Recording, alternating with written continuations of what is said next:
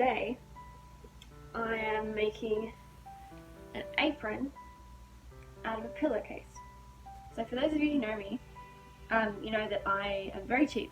I don't spend money on things unless I need to, or unless I really want to. And when I do, I buy things really cheaply. So I'm always using scrap fabrics to make things. And at the moment, we're in a pandemic. For those of you who are watching this later, I'm filming this at the start of May in 2020.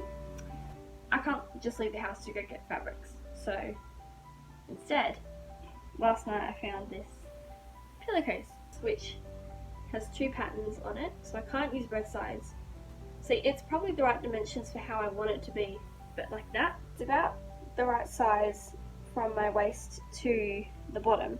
It's just below my knees, which is where I want it, but this won't gather much, and I want it to be a bit gathered. I'm not sure. Anyway, I haven't figured out the details yet, but I'm making an apron today. So since I'm not a maid living in the 1700s, I'm just going to be using this fabric for now.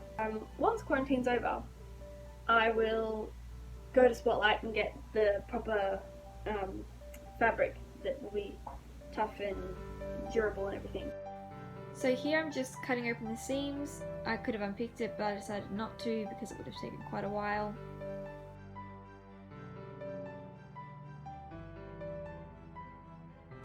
Now that you've separated your fabric, pick the one that you're going to use. I'm going to press and hem the sides. I'll make a tape that I can, it'll be thick enough that I can enclose all the raw edges and then still be long enough to tie around my waist.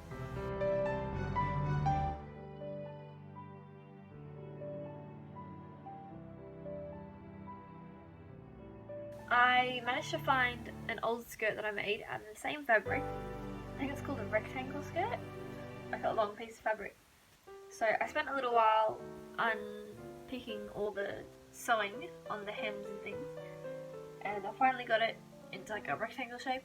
So I've got this pillowcase piece, which luckily I only hemmed one side and use it as sort of a guide to cut.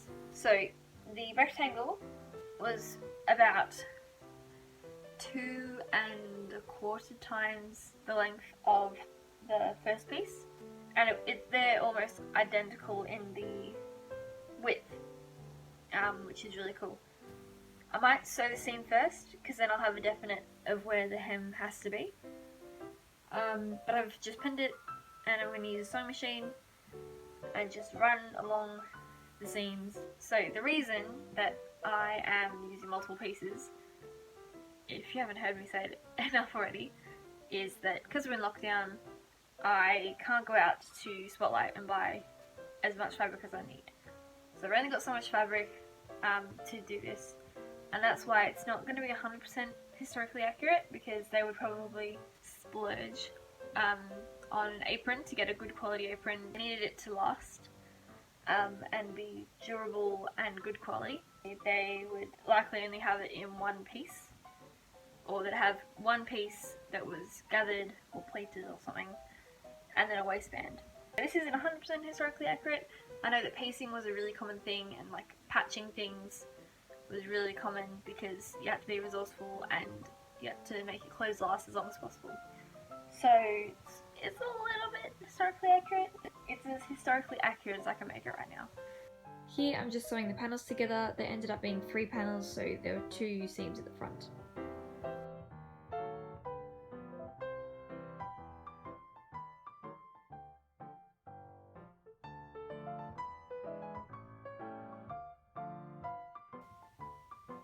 And here I'm using the longest stitch on my machine to do a gathering stitch, which I'll tell you about in a second.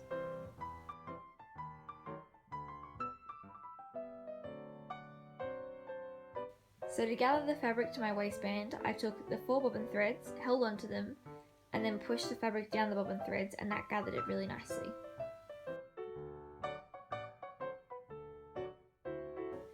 So then, to match it to my waist, I held the fabric on one side and pulled some of the fabric to the other side until it reached the right width. And then I tied all 4 pairs of threads to themselves so that the fabric wouldn't come out of the gathers.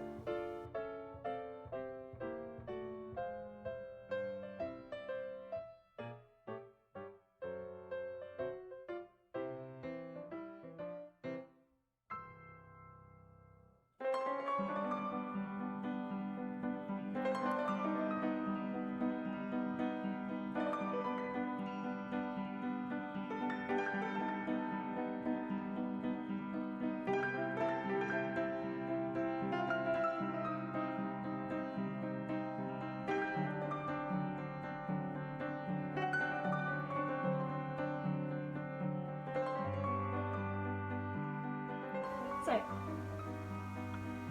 I finished the apron last night. It only took me probably about half an hour, but I did have to make my own tape out of the same material. I wanted to make the tape straight, so I pulled the thread, which took a while. But I basically did 4 rows of stitching on the sewing machine. So I did a sort of pattern like this, and then below it. So I used long stitches so that it was easy to pull through, and also meant that there'd be bigger gathers. It's really cool. I'm really proud of it. It goes down to just past my knees, which I love. Thanks for watching my video, and make sure to subscribe if you like this content. Okay, bye. Let's plug my phone in. Grew up in the French courts, oui, bonjour. Also, if you can't tell, I painted my walls and rearranged my room. I'm gonna do this now because I'm bored and I'm procrastinating from doing uni work. Probably should do that first. Disclaimer, don't follow my example. Do your uni work first and then do historically, fairly inaccurate aprons on an apron, because that's even. That's so accurate. There's a bug on my curtains.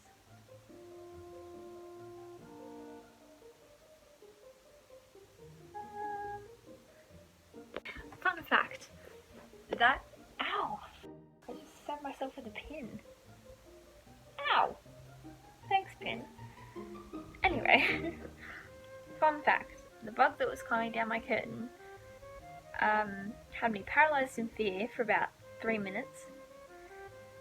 I didn't know what it was. I was trying to figure out what it was, and eventually I didn't know what it was. I was trying to figure out what it was, and eventually I called my dad from the other room and he came in and said, "Oh, it's a butcher boy." I swear the antennas were pincers. I was like stuck in fear. By the way, people have different names for butcher boys. I'll put a list of names here of what people call them. Let me cut to it, baby.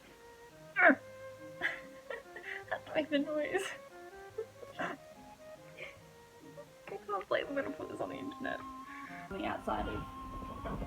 Sorry, there's a rubbish truck out the front. Just wait for that person to pass.